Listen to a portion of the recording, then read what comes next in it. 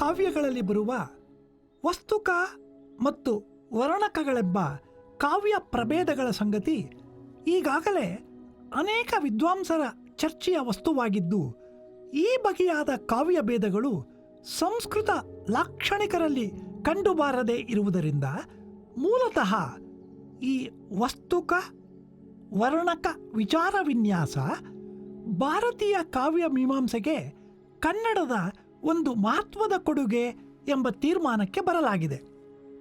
1936ರಷ್ಟು ಹಿಂದೆಯೇ ಎ.ಆರ್.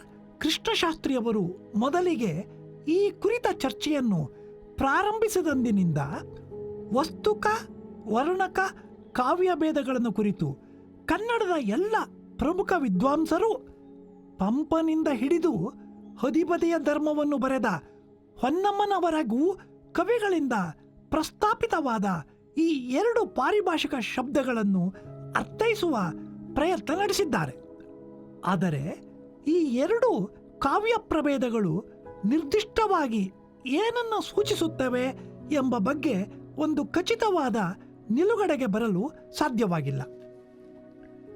ಕನ್ನಡ ಕಾವ್ಯ ಮೀಮಾಂಸಕರು ತಮ್ಮದೇ ಆದ ವಿಮರ್ಶೆಯನ್ನು ಒದಗಿಸುವ ಗಮನಾರ್ಹ ಅಂಶವೆಂದರೆ ವಸ್ತುಕ ವರ್ಣಕ ಕಾವ್ಯಗಳ ವಿಭಾಗ ಎನ್ನಬಹುದು ಎಂಬ ವೈಶಿಷ್ಟ್ಯದ ಕಡೆಗೆ ಮಾತ್ರ ಎಲ್ಲರ ಗಮನವನ್ನು ಸೆಳೆಯಲಾಗಿದೆ.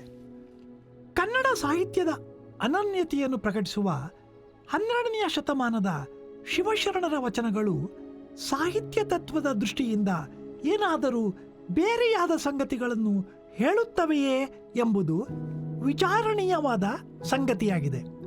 ಒಂದು ಸಾಮಾಜಿಕ ಧಾರ್ಮಿಕ ಆಂದೋಲನದ ಸಂದರ್ಭದಲ್ಲಿ ಹುಟ್ಟಿಕೊಂಡ ವಚನಗಳು ಮುಂದಿನ ಕನ್ನಡ ಸಾಹಿತ್ಯದ ವಸ್ತು ಭಾಷೆ ಧೋರಣೆಗಳಲ್ಲಿ ಮಹತ್ತರವಾದ ಬದಲಾವಣೆಗಳನ್ನು ತಂದು ದೇಶಿ ಸಂಪ್ರದಾಯಕ್ಕೆ ದಾರಿ ಮಾಡಿಕೊಟ್ಟರೂ ಮೂಲಭೂತವಾಗಿ ಅವು ಕೇವಲ ಸಾಹಿತ್ಯದ ತುರ್ತಿನಿಂದ ಹುಟ್ಟಿದವುಗಳಲ್ಲ.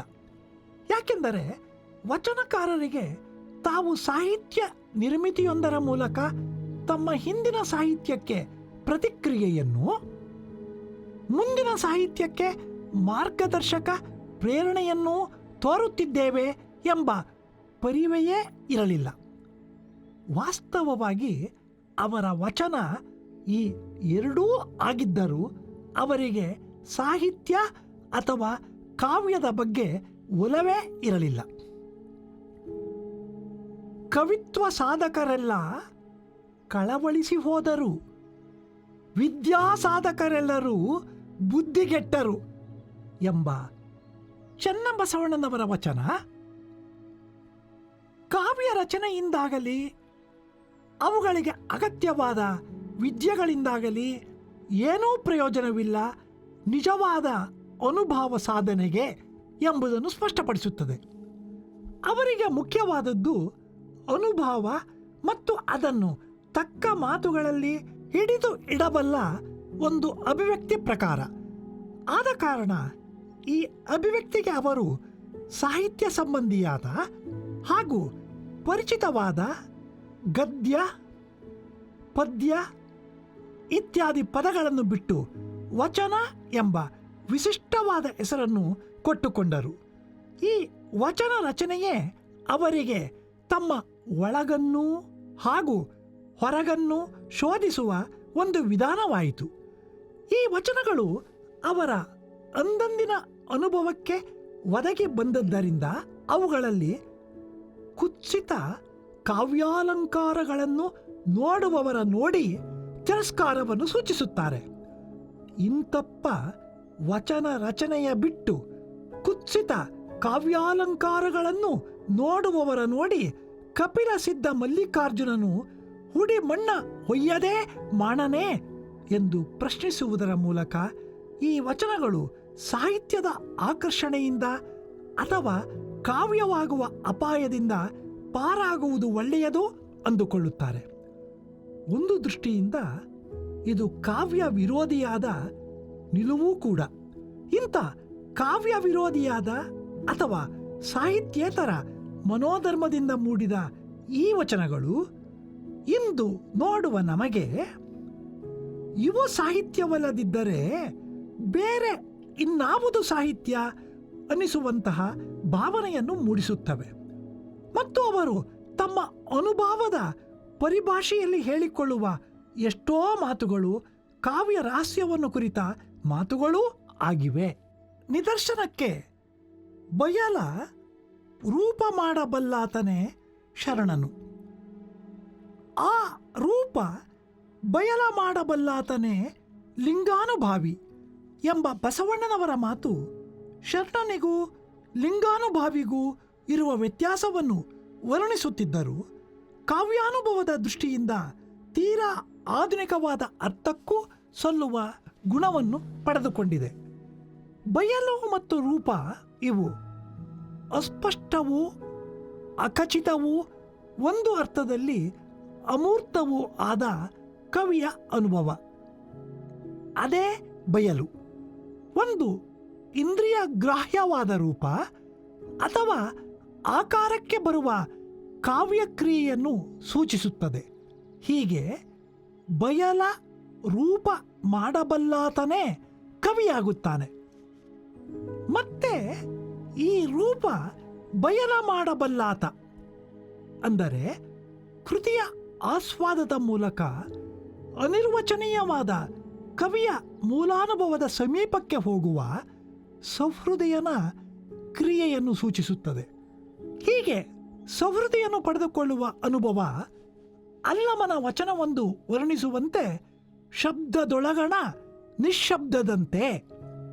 ಮತ್ತು ಇಂತಹ ಅನುಭವವನ್ನು ಕಟ್ಟಿಕೊಡಬೇಕಾದ ಭಾಷೆಗೆ ಅಥವಾ ಅಭಿವ್ಯಕ್ತಿಗೆ ಇರಬೇಕಾದ ಒಂದು ಕಲಾತ್ಮಕ ಕ್ರಮ, ಅದರೊಳಗಿನ ಅರ್ಥದ ಕ್ರಾಂತಿ, ಅದಕ್ಕೆ ಇರಬೇಕಾದ ಮೊನಚು, ಅದು ಉಂಟು ಮಾಡುವ ಅರ್ಥ ಪ್ರತೀತಿ ಇತ್ಯಾದಿಗಳನ್ನು ನುಡಿದರೆ ಮುತ್ತಿನ ಹಾರದಂತಿರಬೇಕು ಎಂಬ ಬಸವಣ್ಣನವರ ವಚನ ತುಂಬ ಸೊಗಸಾಗಿ ನಿರೂಪಿಸುತ್ತದೆ. ಈ ಕೆಲವು ಮಾತುಗಳ ಮೂಲಕ ಅವರ ವಚನ ರಚನೆಯ ಹಿಂದಿನ ತಾತ್ವಿಕ ನೆಲೆಯನ್ನೂ ಅಭಿವ್ಯಕ್ತಿಯನ್ನು ಕುರಿತ ಚಿಂತನೆಗಳನ್ನು ನಾವು ಗುರುತಿಸಲು ಸಾಧ್ಯವಿದೆ. ವಚನ ಎಂಬ ಈ ಅಭಿವ್ಯಕ್ತಿ ಹಿಂದಿನ ವಸ್ತುನಿಷ್ಠ ಕಾವ್ಯ ಪರಂಪರೆಯ ಸಿದ್ಧ ವಾಗ್ರೂಪಗಳಿಗೆ ಕಟ್ಟು ಬೀಳದ ಅಥವಾ ಅವುಗಳನ್ನು ನಿರಾಕರಿಸುವ ಒಂದು ಸ್ವತಂತ್ರ ವಿಶಿಷ್ಟ ವ್ಯಕ್ತಿತ್ವದ ಅಂತರನುಭವದ ಪರಿಣಾಮವಾಗಿದೆ. ಬಸವಣ್ಣನವರ ತಾಳಮಾನ ಸರಿಸವನರಿಯೇ, ಓಜೆ ಬಜಾವಣೆಯ ಲೆಕ್ಕವನರಿಯೇ ಎಂದು ಪ್ರಾರಂಭವಾಗುವ ಮತ್ತು ಆನು ಒಲಿದಂತೆ ಹಾಡುವೆ ಎಂದು ಮುಕ್ತಾಯವಾಗುವ ವಚನ ಈ ಮಾತನ್ನು ಸ್ಪಷ್ಟಪಡಿಸುತ್ತದೆ. ಈ ಮಾತಿನ ಜತೆಗೆ ಎನ್ನ ಕಾಯವ ದಂಡಿಗೆಯ ಮಾಡಯ್ಯ, ಉರದಲೊತ್ತಿ ಬಾರಿಸು ಕೂಡಲ ಸಂಗಮ ದೇವ ಎಂಬ ಇನ್ನೊಂದು ವಚನವನ್ನು ಜೊತೆಗೆ ಇರಿಸಿಕೊಂಡು ಹೇಳುವುದಾದರೆ, ಮೊದಲ ಘೋಷಣೆ ಆನು ಒಲಿದಂತೆ ಹಾಡುವೆ ಎನ್ನುವುದು ಹಿಂದಿನ ವಸ್ತುನಿಷ್ಠ ಕಾವ್ಯ ಪರಂಪರೆಗೆ ತೋರಿದ ಪ್ರತಿಕ್ರಿಯೆಯಾದರೆ, ಎರಡನೆಯದು ಮುಂದಿನ ಭಕ್ತಿ ಕಾವ್ಯ ಪರಂಪರೆಯ ಕಾವ್ಯ ತತ್ವದ ಸೂಚನೆ ಹಾಗೂ ನಿರ್ದೇಶನದಂತೆ ತೋರುತ್ತದೆ. ಮುಂದಿನ ಹರಿಹರ, ಕುಮಾರವ್ಯಾಸ, ಚಾಮರಸ, ಲಕ್ಷ್ಮೀಶ ಇಂಥವರಲ್ಲಿ ಬಸವಣ್ಣನವರು ಹೇಳಿಕೊಂಡ ತಾನು ಕೂಡಲ ಸಂಗಯ್ಯನ ಕೈಯ ದಂಡಿಗೆ ಎಂಬ ರೂಪಕ ಭಾವವೇ ಗಟ್ಟಿಗೊಂಡು ಅವರವರು ತಮ್ಮ ಇಷ್ಟದೈವದ ಕೈಯ ಕಲಾ ಮಾಧ್ಯಮಗಳು ಎಂಬ ವ್ಯಾಖ್ಯೆಯನ್ನು ಪಡೆದುಕೊಂಡಿದೆ. ಒಟ್ಟಿನಲ್ಲಿ ಬರಹಗಾರನ ವ್ಯಕ್ತಿತ್ವ ಒಂದು ಬಗೆಯ ಮುಕ್ತ ಧೋರಣೆಯ ನೆಲೆಯಲ್ಲಿ ಪಡೆದುಕೊಳ್ಳುವ ಧೈರ್ಯ ಹಾಗೂ ಸ್ವಾತಂತ್ರ್ಯವೇ ವಚನಕಾರರ ಕಾವ್ಯ ತತ್ವದ ಕೇಂದ್ರವಾಗಿದೆ.